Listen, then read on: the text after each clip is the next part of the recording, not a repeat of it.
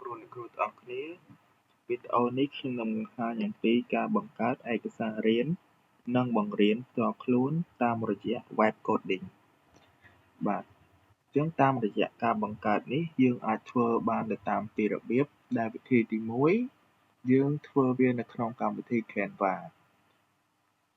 អញ្ចឹងជាដំបូងលោកគ្រូអ្នកគ្រូបើកចូលមកក្នុងកម្មវិធី Canva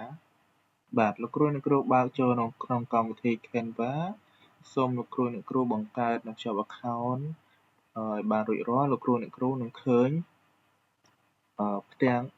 ដូចរបស់ខ្ញុំបានបង្ហាញអញ្ចឹងនៅពេលដែលលោកគ្រូអ្នកគ្រូចូលបានប៉ុណ្នេះសូមលោកគ្រូអ្នកគ្រូចូលទៅកន្លែងពាក្យថា create បាទលោកគ្រូអ្នកគ្រូខ្ញុំសូមណែពីថ្នាក់រៀន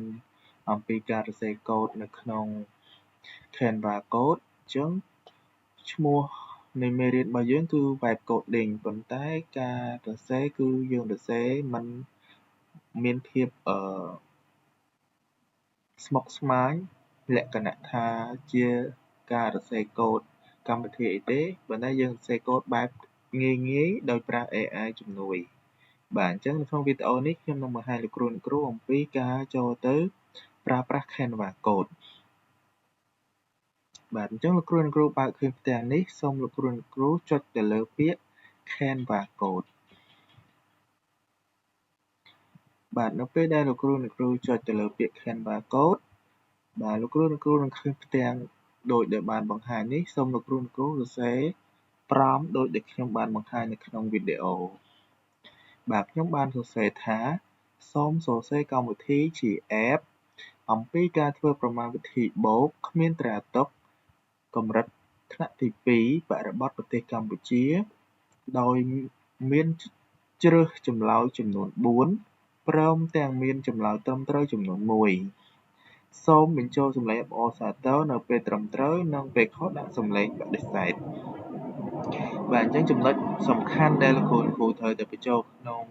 ប្រព័ន្ធរបស់លោកគ្រូមានពាក្យជា app ដើម្បីវាធ្វើជាកម្មវិធីជូនលោកគ្រូអ្នកគ្រូទាំងអស់គ្នាអញ្ចឹងនៅពេលដែលលោកគ្រូអ្នកគ្រូសរសេរហើយសូមលោកគ្រូអ្នកគ្រូចុចសញ្ញាព្រួយដើម្បីបញ្ជូនបាទអញ្ចឹងសូមលោកគ្រូអ្នកគ្រូរងចាំឲ្យកម្មវិធីយើងដំណើរការ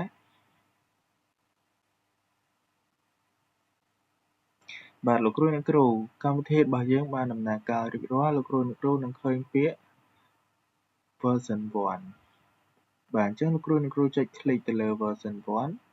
1បាទលោកគ្រូអ្នកគ្រូនឹងឃើញកម្មវិធីយើងនឹងលេចឡើងឥឡូវខ្ញុំចុចឧទាហរណ៍ដើម្បីបូកប្រមាណវិធី27បូក11បាទអញ្ចឹងយើងរើសចម្លើយគឺ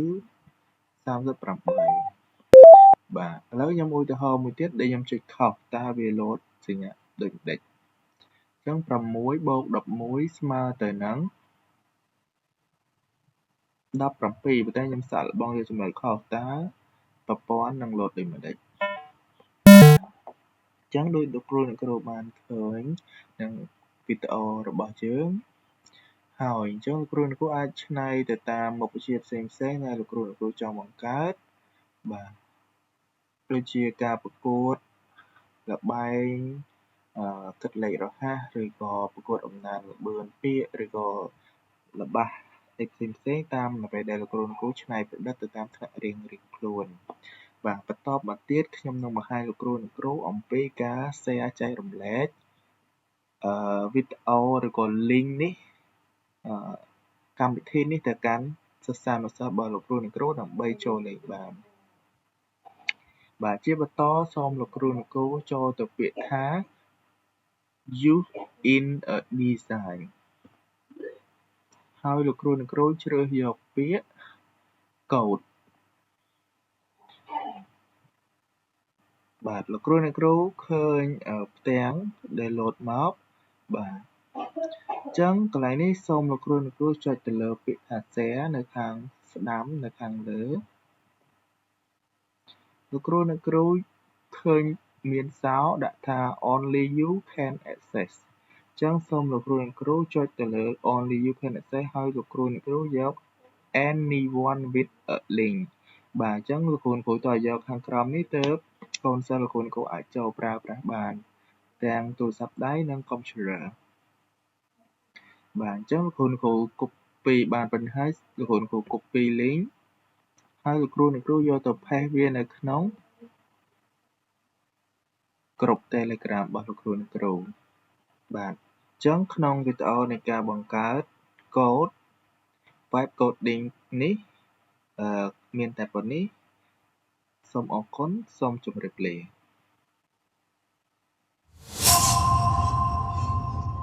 លោកគ្រូវីដេអូទី2នេះខ្ញុំនឹងបង្ហាញលោកគ្រូអំពីការប្រើប្រាស់ web coding តាមរយៈ Gemini ដែលជាវិធីទី2ដោយដែលលោកគ្រូបានសិក្សារួចមកហើយអំពីការប្រើប្រាស់ web coding នៅក្នុងកម្មវិធី Canva បាទអញ្ចឹងលោកគ្រូបើកនៅក្នុង Google Chrome ហើយលោកគ្រូស្វែងរកពាក្យ Gemini នៅចំណុចទាំង9ដោយដែលបានបង្ហាញលោកគ្រូនៅពេលដែលលោកគ្រូចូលមកកាន់ Gemini សូមលោកគ្រូសរសេរ prompt ដោយដែលខ្ញុំបានបង្ហាញនៅក្នុង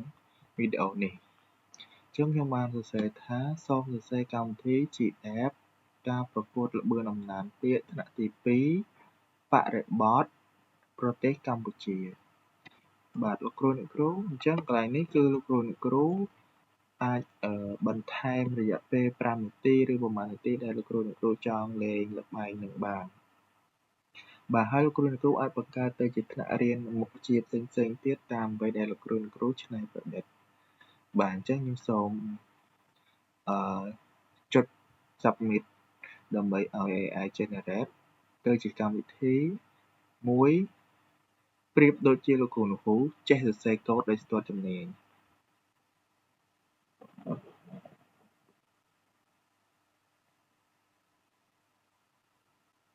លោកគ្រូឥ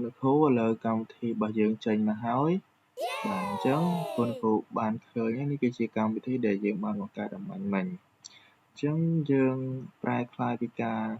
ពីអ្នកដែលប្រើប្រាស់មកក្លាយជាអ្នកអាចបង្កើតបានហើយកូដដែលយើងសរសេរនេះគឺមានភាពសាមញ្ញដែលអាចឲ្យ AI ជួយ generate បង្កើតជាថ្នាក់រៀនសម្រាប់លោកគ្រូយកទៅច្នៃប្រឌិតនៅក្នុងថ្នាក់រៀនរបស់លោកគ្រូផ្ទាល់បាទអញ្ចឹងខ្ញុំសូមចុចសាកល្បងអញ្ចឹងខ្ញុំចុចចាប់ផ្ដើមអានបាទអញ្ចឹងកន្លែងនេះលោកគ្រូឲ្យសិស្សអានទៅសັບអញ្ចឹងបើគាត់អានត្រូវលោកគ្រូចុចអានត្រូវបើគាត់អានអត់ចេញទេយើងចុចរំលងឬក៏ខុសលោកគ្រូអាចចុចរំលងអញ្ចឹងពេលខ្លះលោកគ្រូ generate មកកន្លែងរំលងនេះពេលទៅយើងអានត្រូវហើយនឹងអានខុសអញ្ចឹងអាស្រ័យទៅលើ prompt ដែលលោកគ្រូសរសេរបើសិនជាចេញមករំលងអញ្ចឹងអត់ត្រូវចិត្តលោកគ្រូទេលោកគ្រូអាចទៅកែ prompt ដើម្បីឲ្យវា generate សារជាថ្មីអញ្ចឹងដើម្បីកែ prompt generate សារថ្មីលោកគ្រូយក cursor ដាក់លើ prompt ដែលលោកគ្រូមាននេះហើយគ្រូចុចលើប៊ិចហើយលោកគ្រូកែមកហើយចុច update ឬថយខ្ញុំវាយបន្តបាទអញ្ចឹងវា load ពាក្យ update មកហើយបាទអញ្ចឹងខ្ញុំសូមអត់កែទេបាទអញ្ចឹង